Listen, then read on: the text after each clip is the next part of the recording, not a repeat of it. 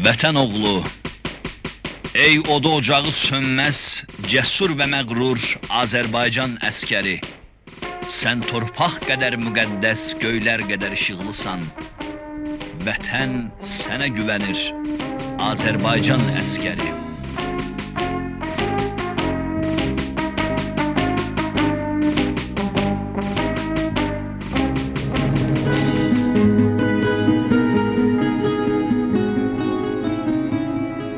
Əskər istəyi ilə.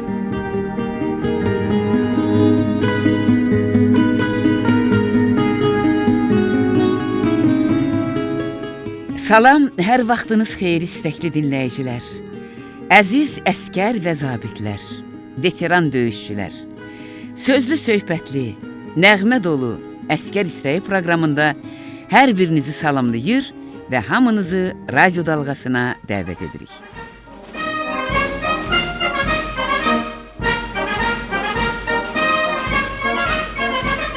Ordunun qüdrətini, onun döyüş qabiliyyətini, qələbə iradəsini təşkil edən döyüşçülərin vətənpərvərlik hissidir. Hər bir əskər, zabit, döyüşçü vətənpərvərlik amalını, vətənə, torpağa, müstəqil dövlətimizə, xalqımıza sədaqət andını hər şeydən üstün tutmalıdır. Heydər Əliyev.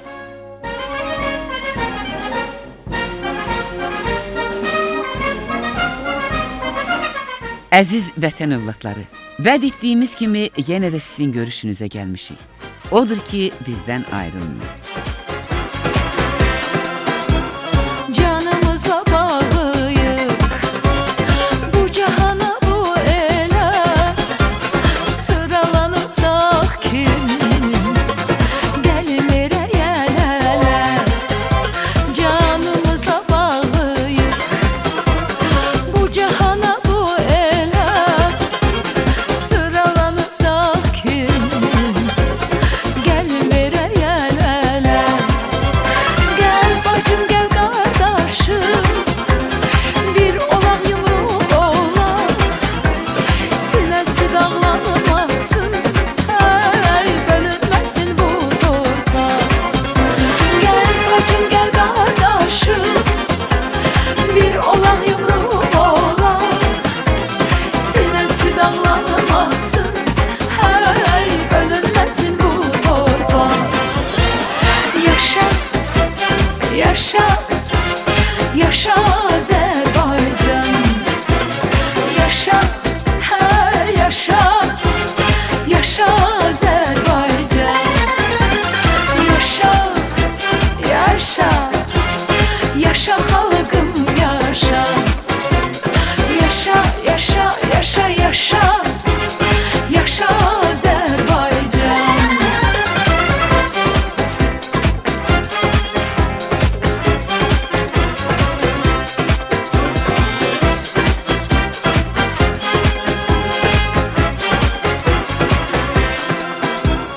Ölsə ya da əyilməz, düşsə dara çətinə, bu vüqarlı xalqımın qurbanam qeyrətinə. Ölsə ya da əyilməz, düşsə dara çətinə, bu vüqarlı xalqımın qurbanam qeyrətinə. Türkün qolu bükülməz, Türkün gücü tükənməz. Bir kərə qalxan bayraq, hey, bir daha enməz, enməz. Türkün qolu bükülməz, Türkün gücü tükənməz. Bir kərə qalxan bayraq, hey, bir daha enməz, enməz. Yaşa, yaşa, yaşa Azərbaycan. Yaşa, hə, yaşa, yaşa Azərbaycan. Yaşa, yaşa, yaşa xalqım, yaşa. Yaşa, yaşa, yaşa, yaşa, yaşa Azərbaycan. Azərbaycan əskəri, bu iki kəlmə hər birimizin dilində sevilə-sevilə, qürurla səslənir. Bugün Azərbaycan xalqı fəxr edir ki, onun övladları öz vətəninin əskəridir. Azərbaycan ordusunun şəxsi heyəti bir arzu ilə öz döyüş bacarığını artırır. Düşmən tapdağında olan torpaqlarımızı azad etmək. Hərbçilərimizin sorağı NATO sülh məramlılarının tərkibində İraqdan, Əfqanistandan, Kosovadan gəlir. Azərbaycan xalqı öz əskərinin sorağının tezliklə işğal altındakı torpaqlarımızdan da gələcəyinə əmindir. Necə ki, 2016-cı ilin aprel ayının ilk günlərində bunun şahidi olduq. Bu əminlik, güclü sərkərdəsi olan silahlı qüvvələrimizin sıralarında xidmət edən hər bir vətən oğlunun qəlbini zəfər istəyi ilə coşdurur, döyüş ruhunu artırır.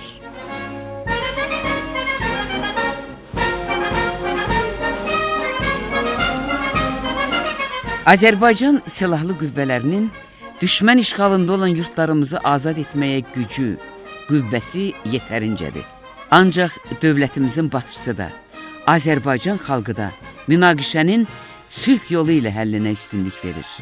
Bu yol gediləsi olmasa, şübhəsiz Azərbaycan əskəri öz qəti sözünü silah ilə deyəcək.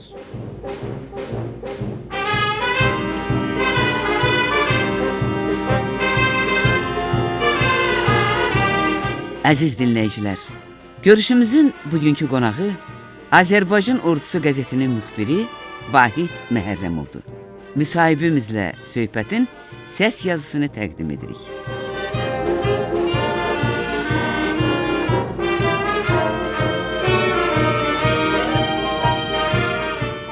Vahid müəllim, xoş gördük. Xoş gəlmişsiniz Azərbaycan Radiosuna. Vətənimizin üzərini qara buludla aldığı ilk gündən öz qələmini süngə çevirən, silaha çevirən həmkarlarımızdan birisisiniz. Vahid Məhərrəmov. Bu imza, bu ad hər bir oxucuya tanışdır. Bugün hər birimiz vətənin əskəriyik.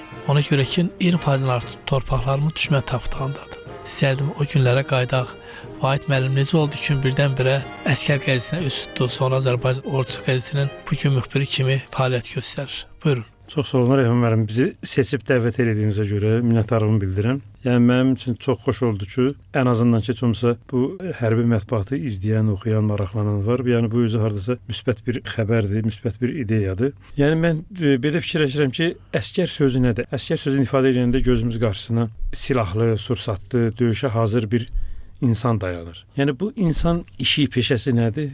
İşi, peşəsi ən müqəddəs bir şeydir, vətəni qorumaq. Biz məlum hadisələri bir yerdə yaşamışıq. Başımıza o dəhşətli hadisələr bir yerdə gəlib. O ağrıları, acıları biz bir yerdə yaşamışıq. 92-ci ilin ağrılarını yaşayırdıq. Universitetin son kursunda oxuyurdum. Allah rəhmət eləsin, Şirməmməd müəllim məlumat verdi ki, daxili qoşunların orqanı olan Əskər qəzeti açılıbdı. Yəni maraqlanan olsa, istəyən olsa qəzetdən zəng edib informasiya qoyublar ki, kim həmin qəzetdə hərbi jurnalist kimi işləmək istəyirsə, yəni buyurub gedib işləyə bilər. Mən də həmin nömrələri yığdım, getdim, görüşdüm. Yəni o iş mənim ürəyimcən oldu. Yəni həmin günlər belə idi ki, Rəhman müəllim, o vətənin müdafiəsi üçün hərə bir iş görürdü. Biri döyüşürdü, biri vuruşurdu, biri sözlə vuruşurdu. Və mən də fikirləşdim ki, bu vuruşan ordunun, döyüşən əskərin, torpağı, yurdu qoruyan zabitin keçdiyi bir döyüş yolunu da bir yazmaq lazımdır, saxlamaq lazımdır.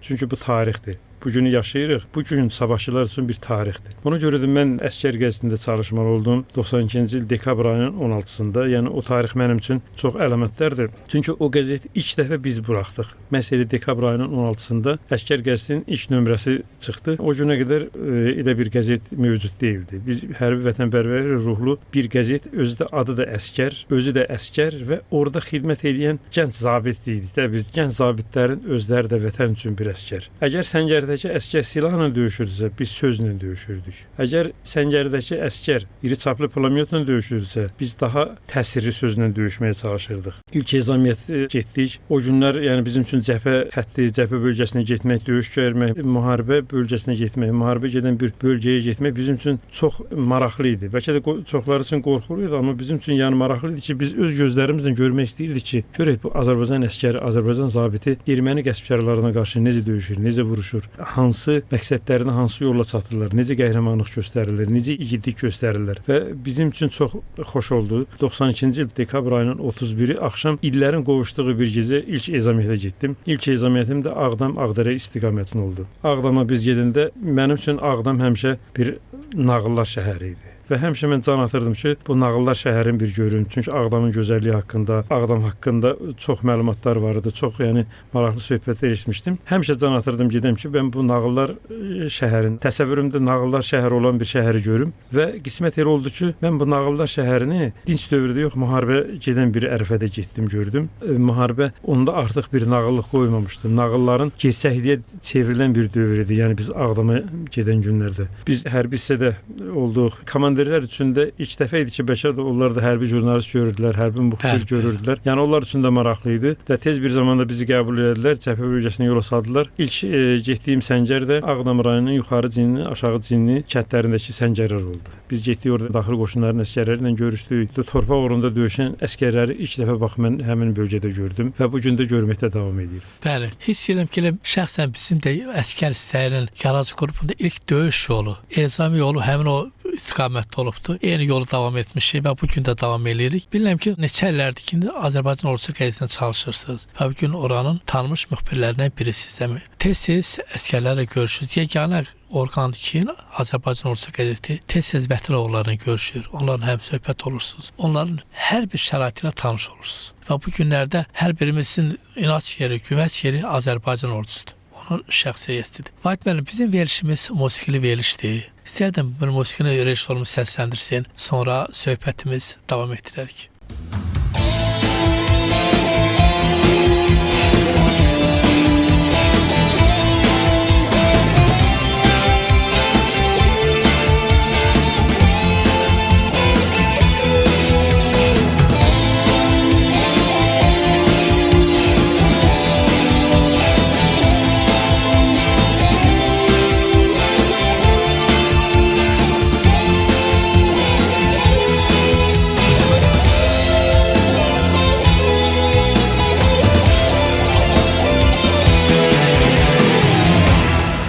Azərbaycan sənin üçün çıraq kimi yanaq gərək.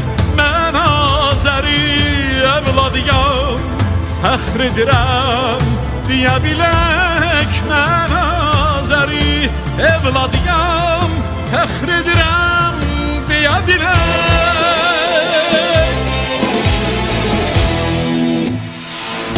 Çaylarının səsi laylar, çəmənlərim yatağımdır. Azərbaycan mənim dünyam, səcdəgahım torpağımdır.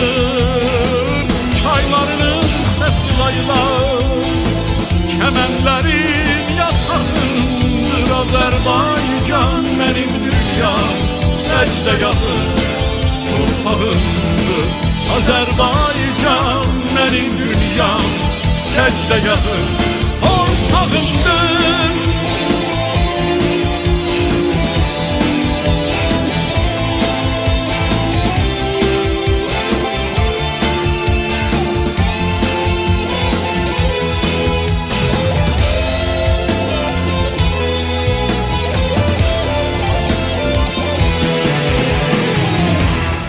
Sevgi dolu yüreğim sen, ehtiyacınam senin her an. Bu sevgiyle kavuşarak torpağına Azerbaycan. Bu sevgiyle kavuşarak torpağına Azerbaycan.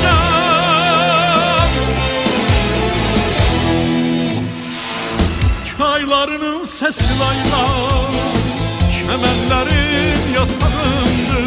Azərbaycan mənim dünyam, səcdəgahım torpağımdır. Çaylarının səsi laylar, çəmənlərim yatağımdır. Azərbaycan mənim dünyam, səcdəgahım torpağımdır. Azərbaycan mənim dünyam, səcdəgahım torpağımdır, Senin için Azerbaycan çırak gibi yanak gerek. Ben Azeri evladıyam, fəxr edirəm deyə bilək. Mən Azeri evladıyam, fəxr edirəm deyə bilək. Fəxr edirəm deyə bilək. Fəxr edirəm deyə bilək. Sevgili dinləyicilər, görüşümüz davam edir. Bir daha xatırladım ki, bugünkü qonağımız Azərbaycan Ordusu qəzetinin müxbiri Vahid Məhərrəmovdur. Vahid müəllim, biz hər birimiz ali təhsilatdan sonra müxtəlif arzularla yaşayırdıq.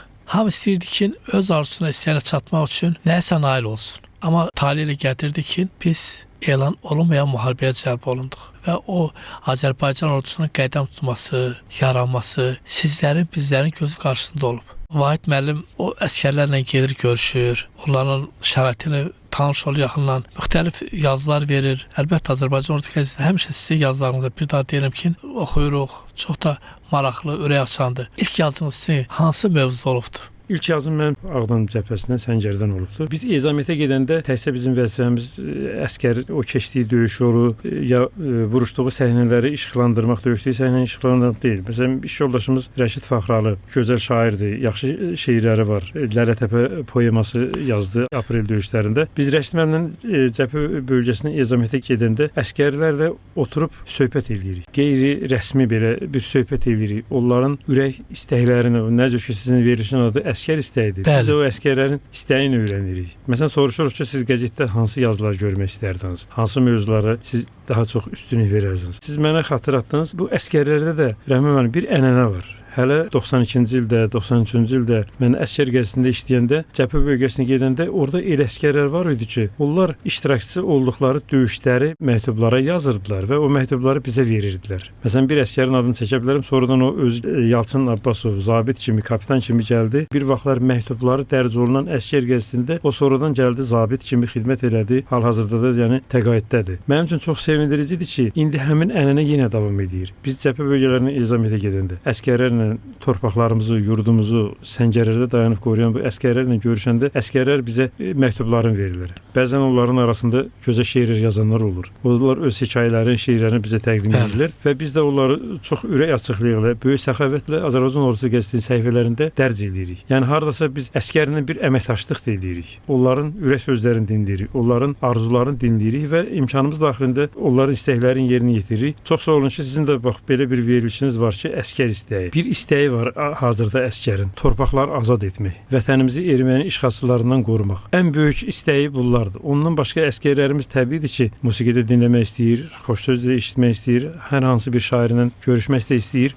Mən sözə qüvvət üçün bax belə rastlaşdığım bir hadisəni sizə danışmaq istəyirəm. 93-cü il fevral ayında cəbhə xəttinə qayıdanda yol üstü döndük Ağdərədə hospitala. Palataları gəzirik, zabitlərlə, yaralanmış əskərlərlə görüşürük, sözlə təskinlik veririk, yaralarına məlhəm qoymaq istəyirik xoş sözlərlə. Və palataların birinə içəri keçəndə bir zabitlə tanış olduq. Gənc zabit idi. O biləndə ki, biz hərbi jurnalistlərik, yaradıcı adamlarıq, bildirdi ki, əgər siz cəbhə xəttinə gəlmiş olsaydınız, yəni biz sizi bu cür qarşılamazdıq. Hətta deyirdi ki, məsələn, cəbhə bölgəsindən biz sizi vura bilərdik. Mən də soruşdum ki, axı bizi niyə vurursunuz ki? Yəni biz də sözlə döyüşürük, siz silahla döyüşürsünüz, biz ermənilərlə silahla döyüşürük. O çox gözəl bir misal söylədi. Dedi ki, şəhidlər xiyabanında əskərlər and içib cəbhə bölgəsinə gedirlər. Yəni bunu elə bu radioda mən elə bilirəm deməyin bəlkə də yerinə düşərdi. Təbii ki, bəlkə sizin üçün də maraq olardı. Deyir ki, deməli radioda veriliş gedir, əskərlər and içirlər şəhidlər xiyabanından cəbhə bölgəsinə gedir. Aparıcı əskərlərin ünvanına deyir ki, bax bu əskərlər Qarabağda şəhid olmağa gedirlər, Qarabağda ölməyə gedirlər, torpaq uğrunda ölməyə gedirlər. Deyir, siz niyə elə deyirsiniz ki, bunlar Qarabağ uğrunda ölməyə gedir, Qarabağ uğrunda şəhid olmağa gedir? Siz deyin ki, bunlar Qarabağı erməni işğalçılarından azad etməyə gedir. Deyin ki, bunlar Azərbaycan torpaqların ermənilərdən təmizləməyə gedir, erməni işğalçıları məhv etməyə gedir. Əskərlərdə də belə təsəvvür oyanır ki, bunlar elə ancaq Qarabağa şəhid olmağa gedirlər, ölməyə gedirlər. Yəni sonra mən düşündüm ki, hər hansı yerində deyilməyən bir söz zabitə yəni çox pis təsir eləmişdi. Bunun üstündən 3 gün keçəndən sonra biz Ağdam rayonunun belə Əlğallar kəndində əskərlərlə görüşdük və görüşəndə baxdım gördüm ki, əskərlərdə bir yaxşı, gözəl, xoş ovqat var. Yəni mənim üçün çox maraqlı oldu ki, bunlarda bu ovqat hardandır? Məlum oldu ki, bizdən 3 gün qabaq hörmətli hörmətli şairimiz, Allah rəhmət eləsin, Bəxtiyar Vahabzadə burada olubdu. Bu taborda olubdu. Əsgərlərlə görüşüb, onların qarşısında çıxış edib. Onlara göz yazdığı gözəl fəlsəfi şeirlərindən söyləyibdi. Və əsgərlərdə 3 gün keçməyinə baxmayaraq hələ də xoş ovqat var idi. O ab-hava ilə O yaşayırlar. hava ilə yaşayırlar. Yəni ki, mən 3 gün ərzində gördüm ki, yerini düşməyən sözün zabitə nə cür təsir eləyir və yerinə düşən söz əskərə nə cür təsir eləyir. Ona görə də, yəni söz böyük qüvvədir. Söz yeri gələndə silahdan da qüvvəlidir, silahdan da qüdrətlidir. Mən arzu edirəm ki, sizin növbəti verilişlərinizin biri inşallah Cəbhə bölgəsində, Səngərdə dayanan əskərlərlə olsun. Əskərin birbaş canlı bağlantısı olsun ki, əskər nə istəyir, onların dilindən eşitmək elə bilirəm ki, dinləyicilər üçün də çox maraqlı olar. Əlbəttə, Əskər Səy proqramı 91-ci ildən yaranıb. Azərbaycan radiosunun artıq efirində yayımlanır. O gündən bu günə Əskər Səy proqramında əsasən əskərlərin, onların yaxınlarının, valideynlərinin, dostlarının arzu-istəyi yerinə getirilir. Verişimizə bizim müharibə veteranları, sikimiz ziyalılar, jurnalistlər, müxtəlif sənət adamları dəvət olunur. İncəsənət ustaları, şairlərimiz, yazıçılarımız. Əlbəttə, bugün hər birimiz Azərbaycan əskərinin biz arzu-istəyini yerinə yetirməyə hazır olmalıyıq. Bugün Azərbaycan əskərinin heç bir şeyə ehtiyacı yoxdur. Hər bir şeyinə təmin olunur. Sizli bizi bir daha vurğulayım ki, Azərbaycan ordusunun yarandığı gündən biz də əskərlərimizlə bir sırada dağılmışıq. Biz əgər siz deyən kimi o tarixi vərəqləsək, birər 2 il Azərbaycan ordusu keşməkeşli yollar keçib. Bugün hər birimiz Azərbaycan ordusu ilə fəxr edirik. Mən sizin söhbətinizə qoşuluram. Doğrudan da bugünkü ordumuz, yəni mən ordunun içində, ordunun inkişafın, mərhələlərin öz gözümlə görən, ehtiyatlı olan bir zabit kimi, yəni mən ordumuzla qürur duyuram, əskərlərimizlə qürur duyuram və mən inanıram ki, Qarabağ uğrunda savaş başlanansa bizim əskərlərimiz Qarabağı çox qısa bir müddət ərzində azad edəcək və dünya sübut edəcək ki, Azərbaycan əskəri hər şeyə qadirdir. Dünya sübut edəcək ki, Azərbaycan əskəri güclüdür. Dünya sübut edəcək ki, Azərbaycan əskəri yenilməzdir və onu da dünya sübut edəcək ki, Azərbaycan əskəri öz torpağı uğrunda döyüşməyə, vuruşmağa hər an hazırdır.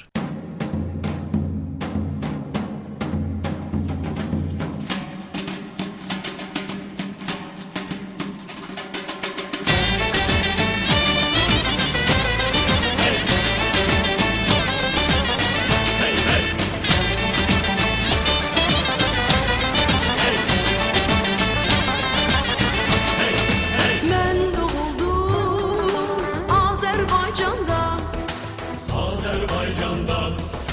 bu torpağa ta yox cahanda. Mən doğuldum Azərbaycanda, bu torpağa ta yox cahanda. Azərbaycan, sən ömrümü canısan. Azərbaycan, sevgimin ürvanısan. Yiğitlərin göstərəcək qeyrətini, övladların ucaldacaq millətini. Yiğitlərin göstərəcək qeyrətini, övladların ucaldacaq millətini. Azərbaycan var ol, Azərbaycan var ol, səninlə fəxr edirik, ən möhtəşəm diyar ol. Azərbaycan var ol, Azərbaycan var ol, Azərbaycanla dönən bu eşqimizə yar ol.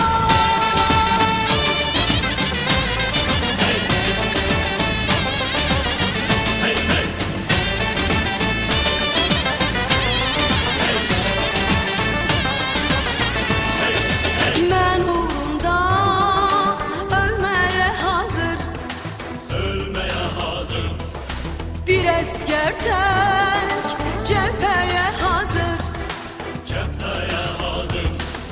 Mən uğrunda ölməyə hazır, bir əskər tək cəbhəyə hazır. Azərbaycan, xalqımın nəfəsisən. Azərbaycan, sən ki haqqın səsisən. Yiğitlərin göstərəcək qeyrətini, övladların ucaldacaq millətini. Yiğitlərin göstərəcək qeyrətini, övladların ucaldacaq millətini. Azərbaycan var ol, Azərbaycan var ol, səninlə fəxr edirik, ən möhtəşəm diyar ol.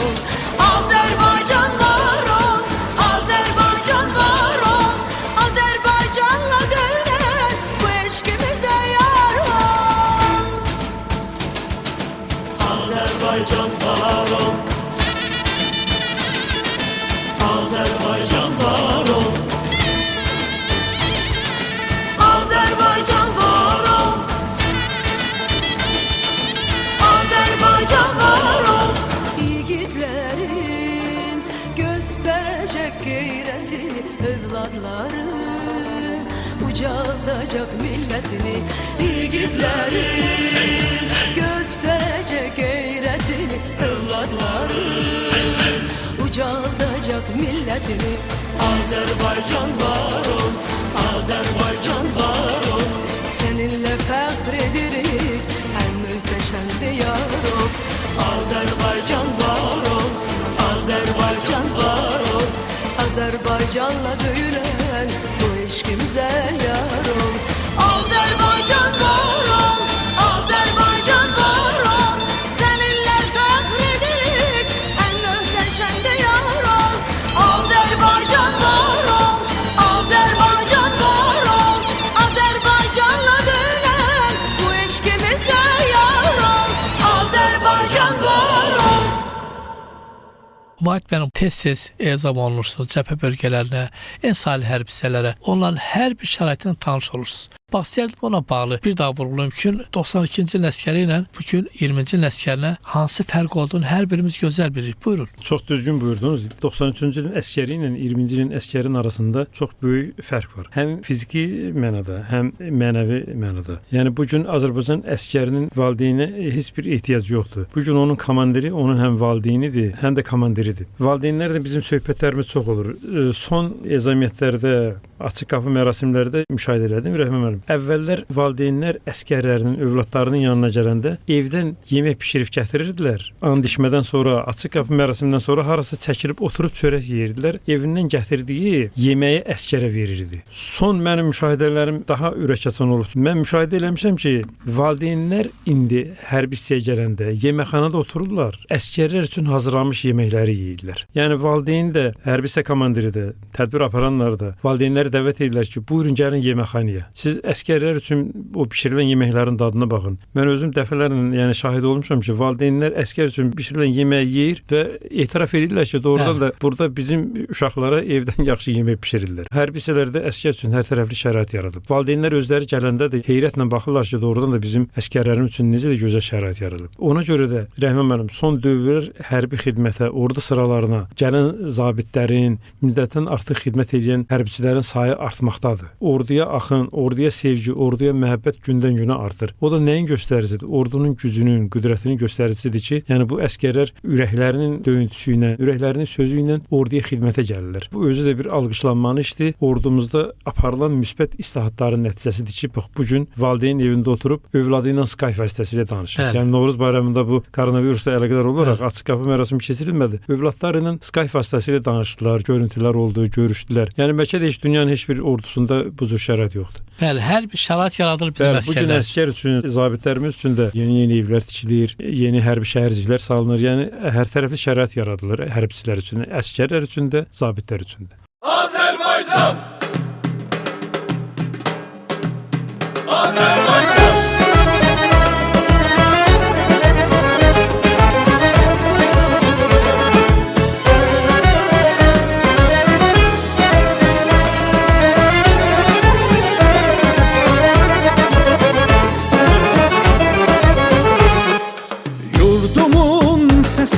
Səs versin eller, vətəndən çəkilsin yad olan eller. Düşmənin gözünü kör etsin əskər, hər zaman yaşasın Azərbaycanım. Sən şanım, şöhrətim, mənim varım, dövlətim, ilhamlı gələcəyim Azərbaycanım. Ruzi bərəkətim, dilimdə həm söhbətim, adım ürəyimdədir Azərbaycanım. Yaşayır ulu öndər, yaşayır qəlbimizdə, əminli ərlərdədir Azərbaycanım. İlhamlı səhərlərim doğruldur ümidləri, gəl ona olaq dəstək Azərbaycanım.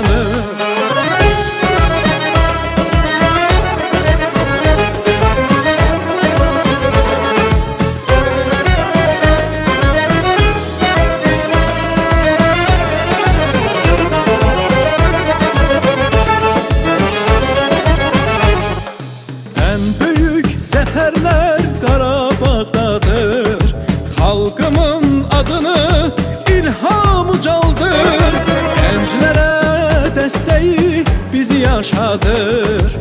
Bizimlədir qələbə ey Azərbaycan.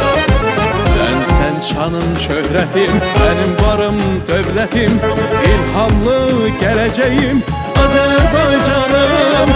Həm ruzi bərəkətin, dilimdə həm söhbətin, adın ürəyimdədir Azərbaycanım. Yaşayır ulu öndər, yaşayır qəlbimizdə, əminli əllərdədir Azərbaycanım. İlhamlı səhərlərim doğruldur ümidləri, gəl ona olaq dəstək Azərbaycanım. Hey, hey, hey, hey, hey, hey, hey, hey.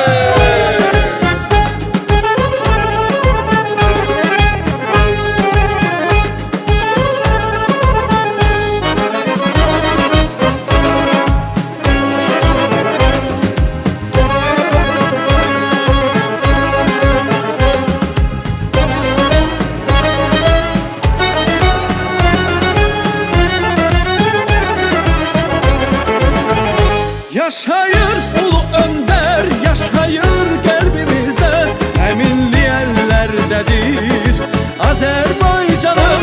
İlhamlı səhərlərim doğruldur ümidləri, gəl ona olaq dəstək Azərbaycanım. Ay gəl ona olaq dəstək Azərbaycanım. Oddan alovdan çıxmış Vahid müəllim, Vahid Məhərrəmov aprel döyüşlərini necə xatırlayır? Aprel döyüşləri mən həmişə demişəm, bizim hərb tariximizdə qızıl səhifələrindən yazılmış bir tarixdir. Yəni mən əvvəlki illərdə də cəbhə xəttinə getmişəm. Daş ki 92-93-cü illərin Qarabağ müharibəsini görmüşdüm. Aprel döyüşlərində iştirakçısı və şahid oldum. Mənim üçün çox qürurlu bir anlar oldu, günlər oldu ki, mən onları yaşadım. İstər Bakıdan Ezamiyyətə getməyə, qatara minəndən düşənə qədər. Yəni qatarda bütün sərnişinlər ordumuzun gücündən, qüdrətindən danışırdı. Talış kəndi istiqamətində ezam olunmuşdum həmin ərəfədə. Doğrudan da mən hərbi hissəyə çatanda əsgərlərimizin uğurlarını görəndə sevindim. Əsgərlərlə görüşdüm. Aprel döyüşlərində iştirak eləmiş əsgərlərlə. Onların üzündə də bir qürur var idi. 93-cü ildəki gördüyüm əsgərin üzündəki qürur deyildi. Bu artıq qalib bir ordunun, əsgərinin qüruruydu. Mən də ona baxdım, yəni çox sevindim ki, yəni şükürlər olsun ki, biz ermənilər üzərində belə bir uğurlu zəfər qazandıq. Yəni bu əsgərlərimizin gülər üzünü gördük, qürur dolu gözlərini gördüm. Görəndə də çox sevindim. Mən əsgərin əlindən öpdüm. Dedim ki, sən ki silahla ki erməniyə atəş açmısan, torpaqlarımızı azad etmisiniz. Yəni sizin əlinizdən yəni öpmək lazımdır ki, bu silahdan siz yapışmısınız. Yəni mən orada nəyə müşahidə edirdim? Təsadüf elə gətirdi ki, mən həmin hərbi hissədə olarkən bir anda xatırladım ki, mən 94-cü ilin aprel ayında həmin bölgədə, həmin hərbi hissədə ezamiyyətdə idim. 1994-cü il aprel ayının 24-ü və 2016-cı il aprel ayının 4-ü. Hardasa 22 il keçmişdi. Yəni bu 22 il ərzində qurulan, yaradılan ordunun gücün, qüdrətin fərqini mən öz gözlərimlə gördüm. Əsgərlərin, zabitlərin, elə əsgərlər var idi, zabitlər var idilər ki, onlar döyüş başlayan ərəfədə məzuniyyətdə idilər. Onlara heç kim çağırış vermədən, onlar məzuniyyətlərini yarımçıq qoyub gəlmişdilər döyüşə, qayıtmışdılar hərbi hissəyə. Heç kim onları çağırmamışdı. Onları ürəkləri çağırmışdı. Onları sinələrində döyünən, o vətənin taleyindən, torpağın taleyindən narahat olan ürəklərin çağırışı ilə onlar hərbi hissəyə qayıtmışdılar. Kiçik bir epizod da demək istəyirəm. Yəni biz palataları gəzib döyüşlərdə yaralanan əsgərlərin şəkillərini çəkirdik və bir əsgərin şəklini çəkdim. Başından yüngülvarı yaralanmışdı əsgər. O məndən xahiş etdi ki, mənim şəklimi pozasın fotoaparatdan. Düşündüm ki, nəyə görə yəni biz bunu pozaq? Dedi ki, mən istəmirəm ki, mənim xalqım Azərbaycan əsgərin başı sarıqlı görsün. Qoy deyir, onlar bizi o cür görməsinlər. Xalq öz əsgəri deyir, qoy yaralı vəziyyətdə görməsin. Qüruru görsün, döyüşən səhnələri görsün. Yəni doğrudan da çox mənim üçün qürurlu oldu və o 22 illik fərqi mən hər anda gördüm. Məsələn, orada anlar olmuşdu ki, 2 əsgər yaralanmışdı. Bir əsgəri çıxardanda o deyirdi ki, yox, o bir əsgər daha ağır yaralıdı. Məsələn, əvvəlcə onu çıxardın, sonra məni çıxardın. Ön xəttdə hospitalda zabiti müəyyən cərrahi əməliyyatından sonra arxadakı hospitallara aparanda o məsələn getmək istəmirdi. Ön xəttə yaxın olan hospitaldan o getmək istəmirdi. Deyirdi ki, bəs biz getsək burada necə olacaqdı? Yəni döyüş gedir, müharibə gedir. Adicə yaralı zabit də o ön xəttdən uzaqlaşmaq istəmirdi. Təbiidir ki, bu vətənpərvərliyin təcəssümüdür, vətənpərvərliyin nəticəsidir. Orada aparılan ideoloji işin müsbət nəticəsidir ki, bax bu gəlib əskərin, zabitin üzündə, mənəviyyatında təcəssüm eləyir. Çox düzdür və bu gün hər birimiz Azərbaycan əskərinin zabitinə fəxr edirik. Bu gün Azərbaycan əskərinin zabitinin səsi sərhədlərimizdən çox uzaqlarda gəlir. Bu gün Azərbaycan ordusu dünyada tanınmış ordular sırasındadır.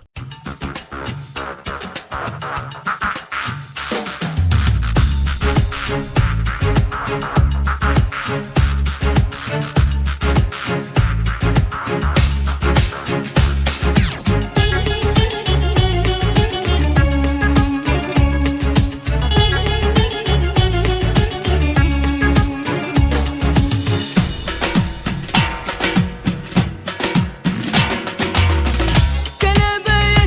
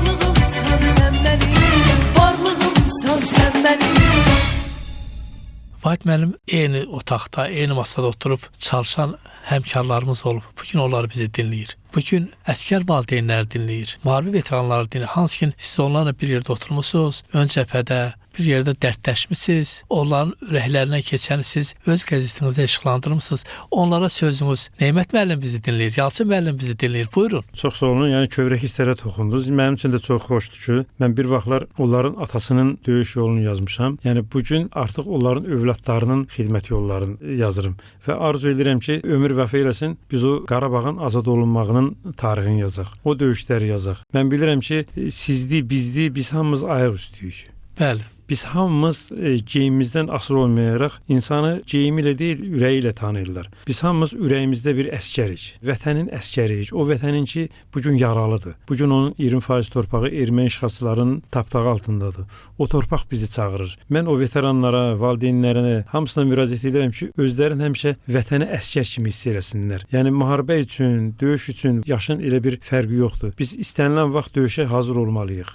Bütün xalq yaşından asılı olmayaraq, müharibə veteranları da, Neymət müəllim də, Rəşid Faxralı da, Yalçın Abbasov da, eləcə də Səfər Məhmudzadə işləyib bizlə, həmkarımız olubdu, cəbhə üyələrinə bir yerdə ezamətə getmişik. Yəni bunlar hamısı bizi ayaqda saxlayır. Vətənin bugün erməni işğalçılarının tapdağında olması bizi həmişə ayaqda saxlayır və biz həm veteranlar, həm valideynlər aprel döyüşlərində mən öz gözlərimlə gördüm. Yəni valideynlər ürəyi vətən eşqi ilə doyunan yüzlərlə adam gəlmişlər, hərbi hissənin kənarında dayanmışlar ki, döyüşmək istəyirik. Onları gətirən nə idi? Rəhman müəllim, bunları gətirən hamısı vətənə olan sevgi idi. Bəli. Vətənə olan sevgi ilə bərabər həm də vətənə əskər olmaq istəyi idi. Çox düz. Sizin də verilişiniz əskər istəyidir. Bax, əskərin istəyi nədir? Vətən torpaqlarını qorumaq və onu erməni işğalçılarından azad etmək. Əskərin ən böyük istəyi budur və biz də hamımız o istəyin ətrafında birləşirik və birləşməliyik. Vahid müəllim, çox sağ olun maraqlı söhbətə görə. Əlbəttə, Vahid müəllim sinəsi doludur, ürəyi doludur. Günlərlə danışsa qutarmaz. Amma qayda qanun efir vaxtı öz sözünü deyir. Bir daha sizə təşəkkür edirəm ki, vaxt tapdınız, Azərbaycan radiosunun qonaq oldunuz. Çox sağ olun. Əskər adı harda varsa biz mütləq orduyuq.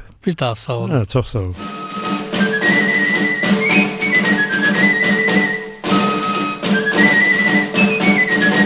Ölkəmizin silahlı qüvvələri nə qədər qüdrətli olsa da, ilk öncə Ermənistan, Azərbaycan Dağlıq Qarabağ münaqişəsinin sülh yolu ilə həllinin tərəfdarıyıq.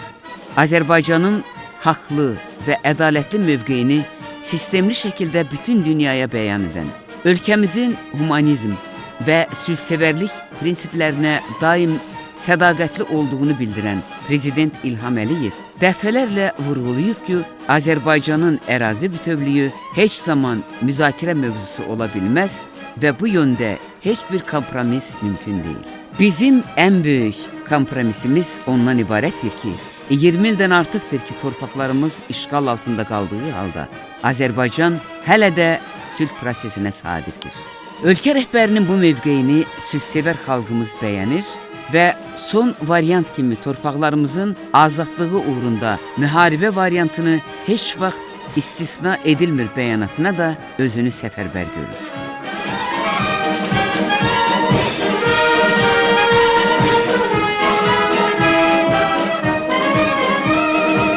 Hörmətli dinləyicilər, əziz əskər və zabitlər, veteran döyüşçülər, əskər istəyi üçün ayrılan efir vaxtı sona çatır. Odur ki, bizimlə əlaqə saxlamaq istəyən dinləyicilərimiz bu ünvana müraciət edə bilərlər. Bakı şəhəri, Mehdi Hüseyin küçəsi 1, Azərbaycan Teleradio verilişləri Qapalı Səhmdar Cəmiyyəti. Radionun Əskər İstəyi proqramı. İndi isə yaradıcı qrupumuzla tanış olun. Müəllif Rəhman Quluzadə, rejissor Rəfiqə Zeynalova, səs operatoru Rəşadə Nəvai qızı, redaktor Telman Nəzərlidir. Sağ olun, gələn görüşlərə dək.